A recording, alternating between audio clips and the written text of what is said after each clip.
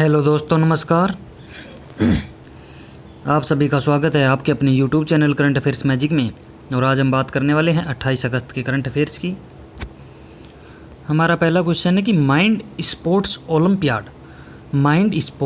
Olympiad के mental calculation world cup यानी MCWC में भारत का पहला स्वर्ण पदक किसने जीता है? तो ये जीता है नीलकंठ भानु प्रकाश ने। और जो नीलकंठ भानु प्रकाश हैं, इनको ह्यूमन कैलकुलेटर भी कहा जाता है। इनका उपनाम है जो ह्यूमन कैलकुलेटर है। और ये हैदराबाद की रहने वाले हैं। और इन्होंने ही माइंड स्पोर्ट्स ओलंपियाड में मेंटल कैलकुलेशन वर्ल्ड कप में भारत के लिए इन्होंने पहला स्वर्ण पदक जीता है। और इन्होंने शकुंतला देवी और स्कॉट फेलेंसबर्ग जैसे दिग्गज गणितों के रिकॉर्ड को तोड़कर एक नया ऑल टाइम रिकॉर्ड कायम किया है। भानु प्रकाश ने 167 के स्कोर के साथ स्वर्ण पदक अपने नाम किया है।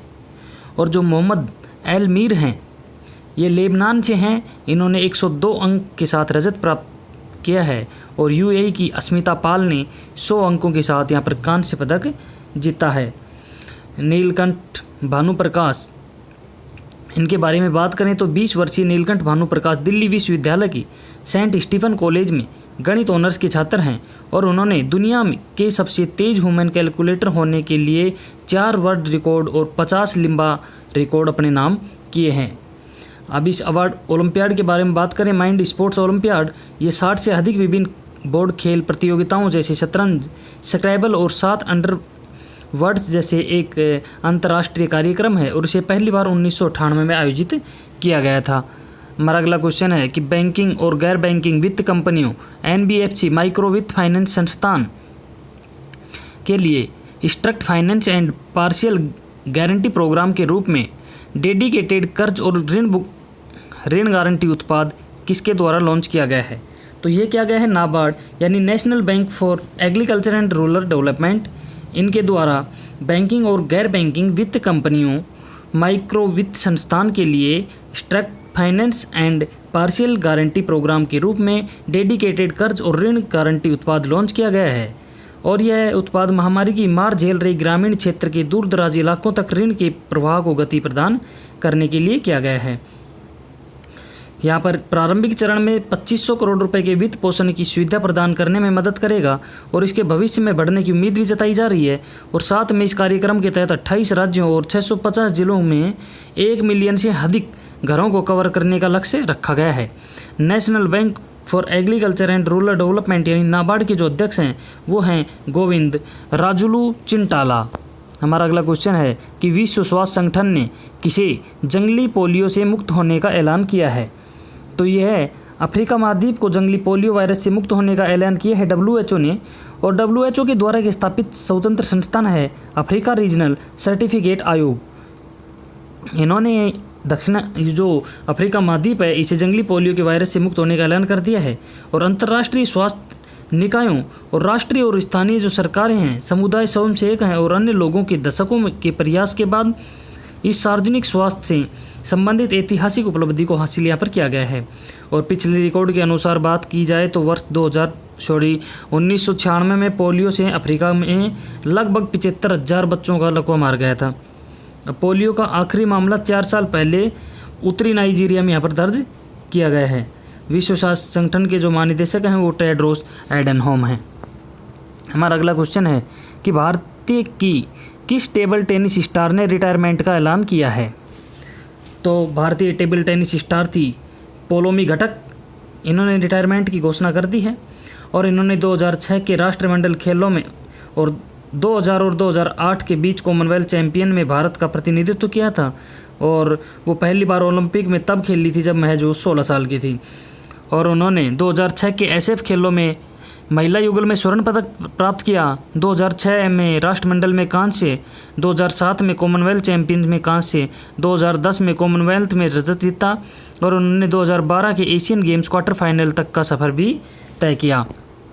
हमारा अगला क्वेश्चन है कि प्रधानमंत्री मुद्रा योजना के तहत यानी PMMY के तहत महिलाओं को ऋण देने में कौन सा राज्य सबसे ऊपर रहा?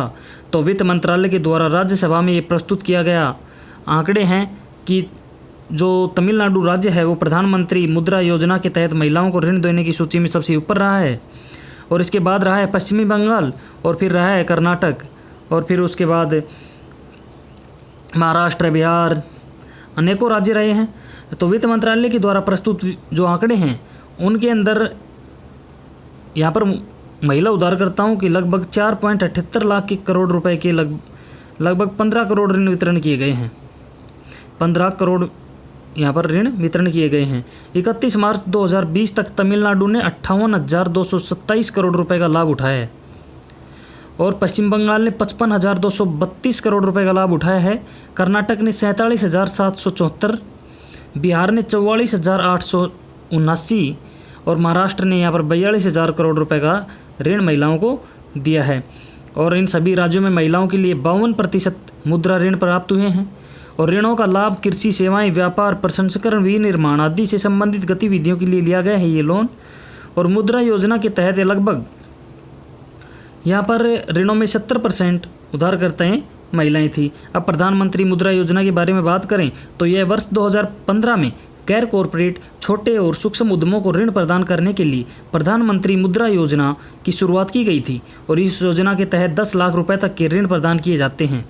ऋण क्षेत्रीय ग्रामीण बैंक, वाणिज्य बैंक, लघु वित्त बैंक, गैर बैंकिंग वित्तीय निगमों और सूक्ष्म वित्तीय संस्थाओं के द्वारा प्रदान किए जाते हैं।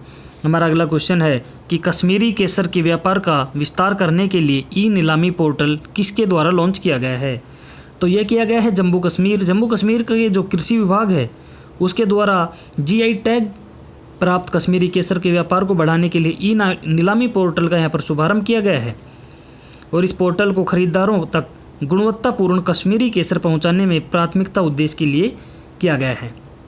यहाँ पर इंडिया इंटरनेशनल कश्मीर केसर ट्रेंडिंग सेंटर के तत्वाधान में डिपार्टमेंट ने NSEIT के साथ साझेदारी में पोर्टल की स्थापना की है। और कश्मीर घाटी के जो केसर हैं उनके उत्पादकों को के साथ साथ भारत भर के खरीदारों से अपील की गई है कि वे पोर्टल पर ई ट्रेंडिंग के लिए खुद को विक्रेताओं और खरीदारों के रूप में पंजीकृत करवाएं। हमारा अगला क्वेश्चन है कि कृषि और प्रसंस्कृत खाद्य उत्पाद निर्यात विकास प्राधिकरण यानी एपीडा इसने कृषि और संबद्ध क्षेत्रों में हित में गतिविधियों के तालमेल बनाने के लिए किसके साथ समझौता ज्ञापनों पर हस्ताक्षर किए हैं? तो ये किए हैं AFC इंडिया लिमिटेड और भारतीय राष्ट्रीय सहकारी संघ NCUI दिल्ली के साथ। इन दोनों ने मिलकर ये समझौता किया है। और इस समझौता के ज्ञापन का उद्देश्य है कि हितधारकों के लिए बेहतर मूल्य प्रदान करने के लिए कृषि और संबंधित क्षेत्रों के हित में यहाँ पर गतिविधियों में समन्वय बनाने के लिए पारंपरिक रूप से काम करके और उसकी विशेषताओं का यहाँ पर उपयोग करना है। यहाँ पर जो कृषि और प्रसंस्करण खाद्य उत्पाद निर्यात विकास प्राधिकरण के अध्यक्ष हैं वो हैं दिवाकर नाथ मिश्रा और AFC इंडिया लिमिटेड के प्रबंधक निदेशक हैं B गणेशन। हमारा अगला क्वेश्चन है कि एक्सपोर्ट प्रीपेडेंस इंडेक्स EPI 2020 पर रिपोर्ट जारी की गई है। इसमें कौन सा राज्य शीर्ष पर रहा है? अब यहाँ पर जो शीर्ष पर राज्य रहा है वो गुजरात रहा है, दूसरे नंबर पर यहाँ पर महाराष्ट्र और तीसरे नंबर पर तमिलनाडु रहा है। निर्यात तैयारी सूचकांक यानी EPI 2020 में यानी नीति आयोग ने प्रतिस्पर्धात्मक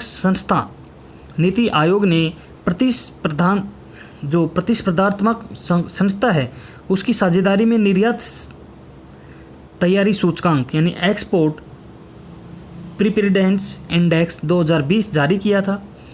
किसने जारी किया था? EPI इंडेक्स नीति आयोग ने।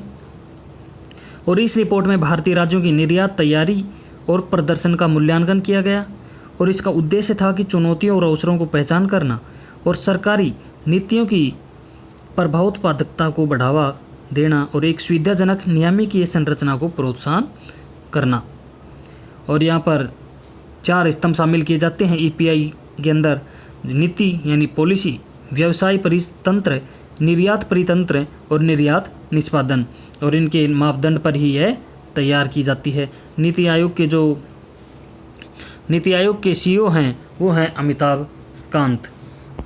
हमारा अगला क्वेश्चन है कि उमंग सेवाओं के वितरण को सक्षम बनाने के लिए इलेक्ट्रॉनिक्स और IT मंत्रालय ने नेशनल ई गवर्नेंस डिवीज़न ने किसके साथ समझौता किया है, यानी कि जो आईटी मंत्रालय का नेशनल ई गवर्नेंस है, इसने किसके साथ समझौता किया है, तो इसने समझौता किया है CSC यानी common service centre e governance services India limited के साथ।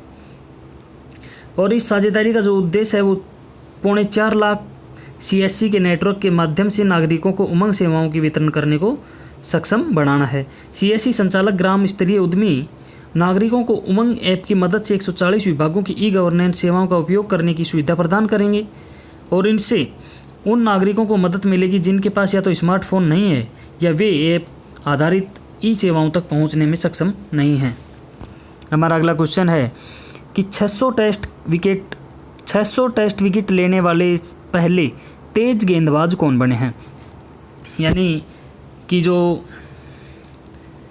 जिसको बोलते स्पिनर, तो स्पिनर तो थे लेकिन ये है पहला तेज गेंदबाज और ये है जेम्स एंडरसन जो इंग्लैंड के हैं और ये टेस्ट क्रिकेट में 600 विकेट लेने वाले पहले तेज गेंदबाज बन गए हैं। और ये उपलब्धि किस पॉइंट पर हासिल की इन्होंने पाकिस्तान के खिलाफ एक मैच खेला गया, उसमें अजहर अली को इन्होंने आउट किया और उसके बाद यह उपलब्धि इनको हासिल हुई।